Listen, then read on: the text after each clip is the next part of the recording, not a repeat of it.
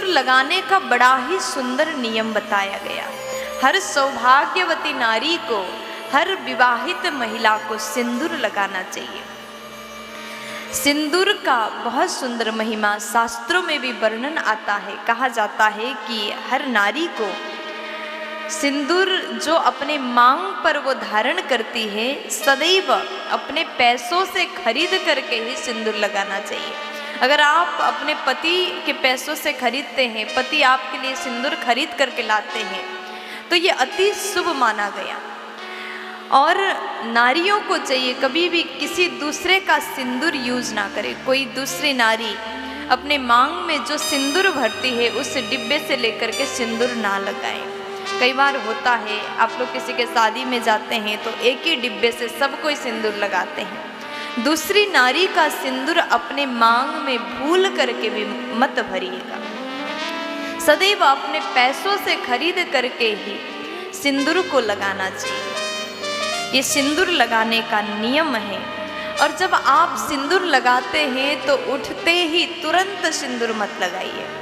जब आप सोकर के उठते हैं, स्नान करते हैं, स्नान करने के बाद ही अपने मांग में सिंदूर भरना चाहिए। बिना नहाए कभी भी सिंदूर नहीं लगाना चाहिए। ये आपको विशेष ध्यान रखने की बात है। जब आप सिंदूर लगाएं तो सिंदूर लगाते समय पति के लंबी उम्र की कामना करके आपको सिंदूर अपने मांग में भरना चाहिए। अगर आप सिंदूर लगाते समय पति के लंबी उम्र की कामना करते हैं, चिंतन करते हैं, तो माता रानी आपको सदा सुहागन होने का आशीर्वाद प्रदान करती है। तो उसके बाद में कहा कि सिंदूर लगाते समय माता पार्वती का ध्यान अवश्य करिएगा। आप सिंदूर डिब्बे से उठाए तुरंत लगाए, ऐसा मत करिए। माता पार्वती का ध्यान अवश्य करिएगा। माता पार्वती का ध्यान अगर नारियां करती हैं तो मैया अखंड सुहागन होने का आशीर्वाद प्रदान करती हैं। ऐसा आप रोज करें। फिर उसके बाद में कहा गया कि सिंदूर ऐसी जगह में रखें। जो आपके पास में सिंदूर की डिब्बा है, कहाँ पर रखना चाहिए? कहते हैं सिंदूर का गिरना शुभ नहीं माना जाता, इसलिए ऐसे जगह सुरक्षित सिंदूर को रखिए जहाँ से वो गिरे ना, बच्चों का हाथ ना पहुँचे, क्योंकि बच्चे खेलते खेलते गिरा भी सकते हैं। इसलिए सुरक्षित स्थान पर ही सिंदूर को रखिएगा। कभी भी गिरा हुआ सिंदूर दोबारा उठा करके लगाना नहीं चाहिए। इसलिए सिंदूर को गिरने मत दीजिएगा। इस बात का भी विशेष आपको ध्यान रखना चाहिए। फिर उसके बाद में मैं आपसे निवेदन करूं, सिंदूर जब भी आप मांग में भरे तो अकेले में ही भरें।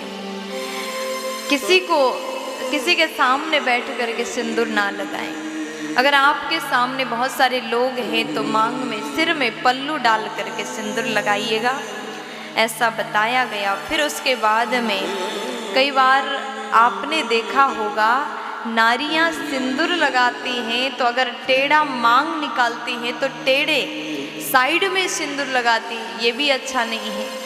सदैव नारी को अगर सिंदूर लगाती हैं तो सीधा मांग निकाल करके ही सिंदूर को धारण करना चाहिए। फिर उसके बाद में सिंदूर के डिब्बे में ये चीज अवश्य मिलाइएगा।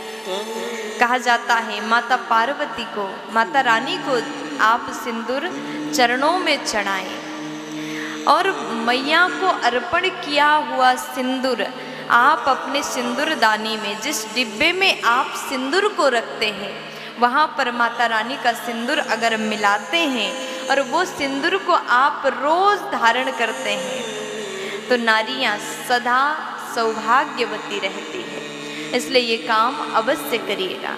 और एक और बात विशेष ध्यान दीजिएगा, सिंदूर आप धारण करते हैं, लगाते हैं तो सदैव सूखा सिंदूर ही आप मांग में धारण करें। वो गीला वाला लिक्विड वाला सिंदूर ना लगाएं, सूखा वाला सिंदूर ही अपने मांग में लगाना चाहिए।